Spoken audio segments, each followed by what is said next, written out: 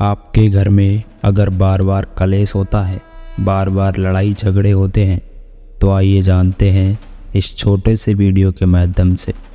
घर में कलेश होने के कई कारण हो सकते हैं, लेकिन हम वेदों के अनुसार, पुराणों के अनुसार और शास्त्रों के अनुसार जानते हैं।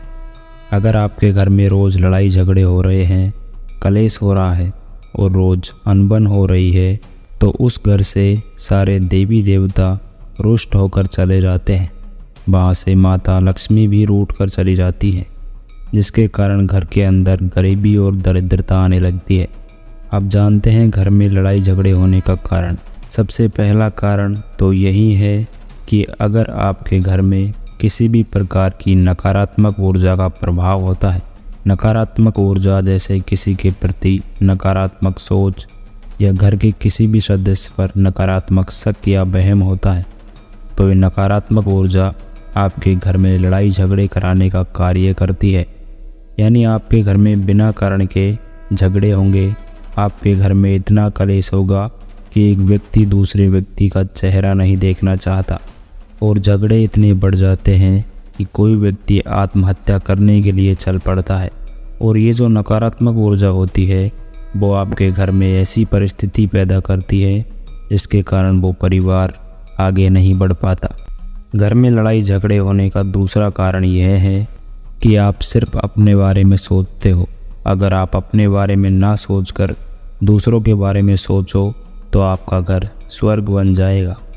तीसरा कारण यह है कि जिस घर में रोज़ सुबह ईश्वर की आराधना या पूजा पाठ नहीं होते, उस घर में हमेशा नकारात्मक शक्तियों का प्रभाव रहता है, जिस वजह से हमेशा तनाव या लड़ाई झगड़े होते रहते हैं।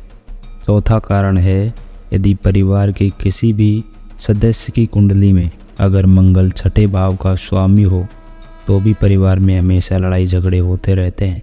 महादेव कहते हैं, परिवार से सगा आपका अपना कोई नहीं हो सकता और गरीब का हर कोई दोस्त नहीं हो सकता। आज भी लोग अच्छी सीरत वाले पर ध्यान नहीं देते, बल्कि अच्छी सूरत वाले पर ध्यान देते हैं। आज के ज़माने में इज्जत सिर्फ पैसे की होती है, इंसान की नहीं। महादेव कहते हैं, अगर इंसान खुद की गलतियों को अपनी उंगलियों पर गिनने लगे तो दूसरों की ज़िंदगी में उंगली करने का वक्त ही नहीं मिलेगा। दो शब्द मीठे बोलने से किसी का खून बढ़ जाए तो वो भी एक प्रकार का रक्तदान है। खुशियाँ तकदीर में होनी चाहिए, तस्वीर में तो हर कोई मुस्कुराता है। अच्छाई के पीछे कोई नहीं जाता, बुराई के पीछे सभी जाते हैं। शराब बेचने वाला कहीं नहीं जाता, दूध बेचने वालों को गली गली घूमना पड़ता है। कहते हैं बिना मेहनत के कुछ नहीं पा सकते। पता नहीं गम पाने के लिए कौन सी मेहनत की थी हमने। रिश्तों में वैसा ही संबंध होना चाहिए जैसे हाथ और आँखों का होता है।